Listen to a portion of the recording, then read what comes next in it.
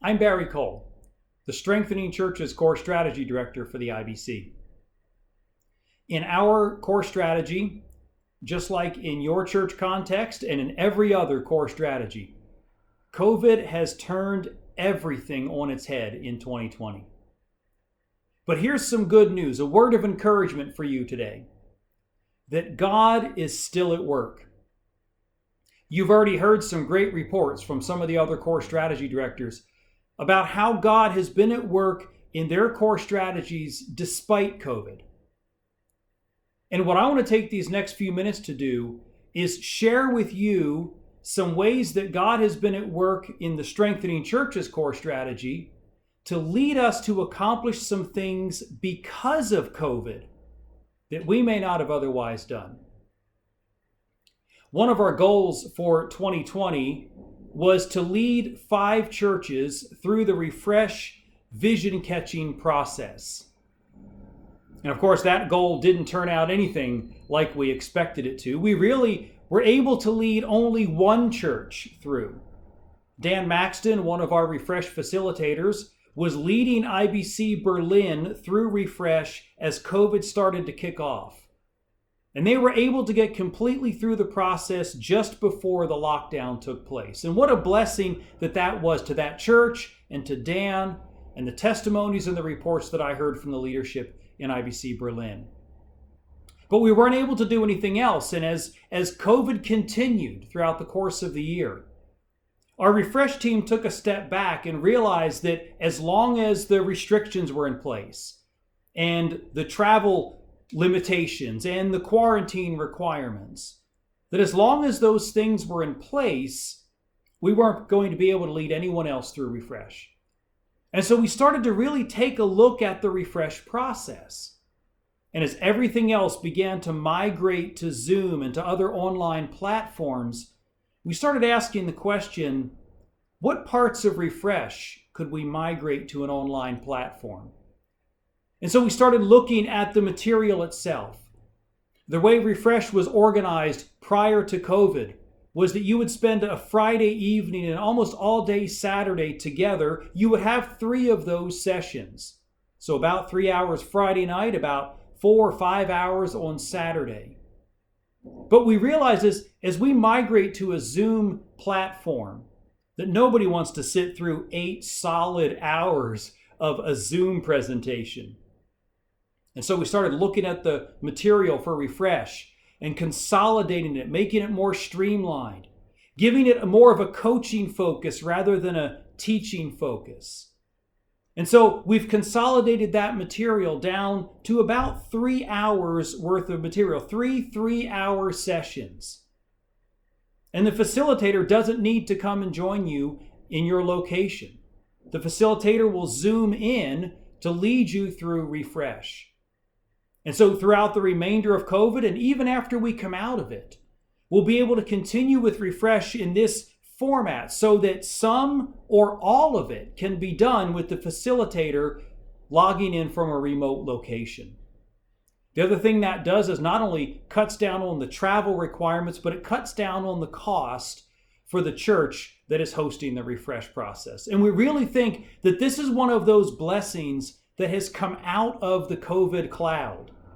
The ability for us to refresh, so to speak, and make it something that fits our church contexts considerably better. The other thing that we looked at in 2020 as one of our goals was to publish a clear definition of a healthy church. One of the key aspects of the Strengthening Churches core strategy is to help you become the most healthy church that you can be.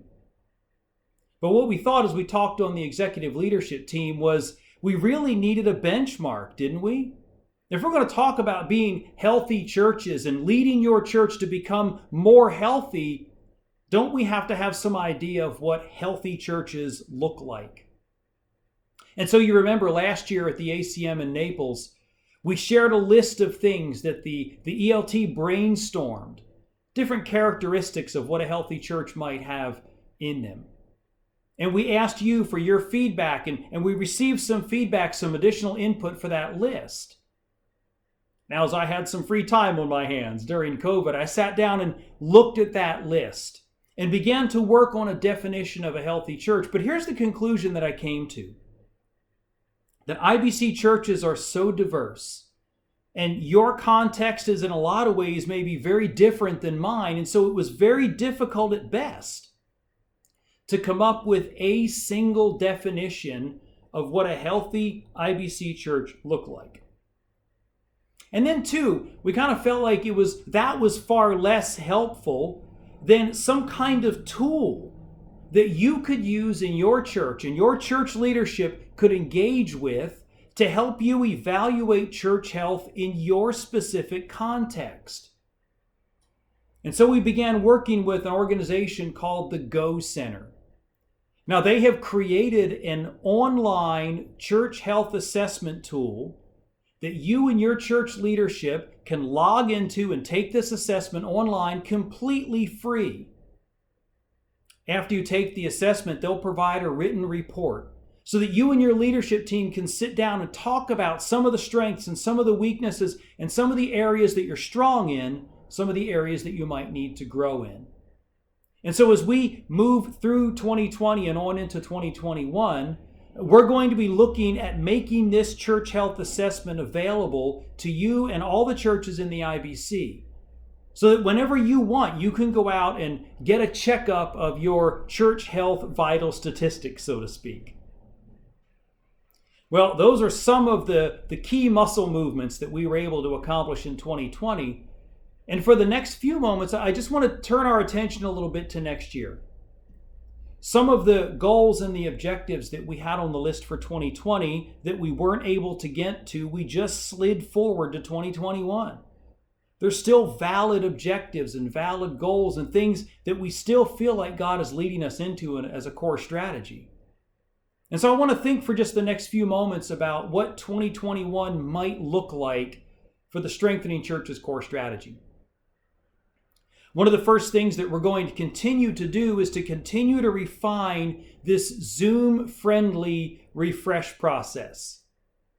We've got it put together, we've got it all organized and ready to go, but we used to say in the military all the time that no plan survives first contact.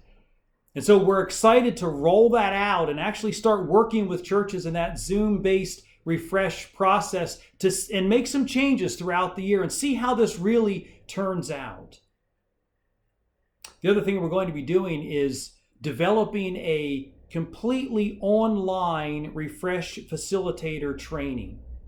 We're already in the process of writing that material, and we plan to have it done by late this year or early next, so that by the spring and into the summer of next year, we can have doubled our number of refresh facilitators available. And then, of course, we want to continue to encourage churches to create a vision-driven culture within your church. And one of the ways that we do that is through this refresh process.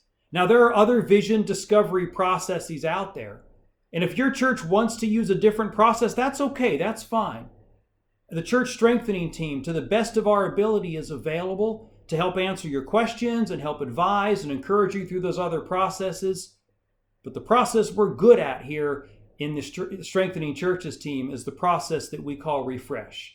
And so we want to lead 3 churches through the refresh process in 2021. One of the other big objectives we have on the list for next year is to continue with our Pastoral Care ministry. Boy, this ministry has been such a blessing to those of us that are on the team, as we've had an opportunity to connect with many of you and celebrate the successes and the victories that God has been doing in your ministry area, but also to pray with you with some of the challenges that you face. And we're going to continue to do that on into 2021.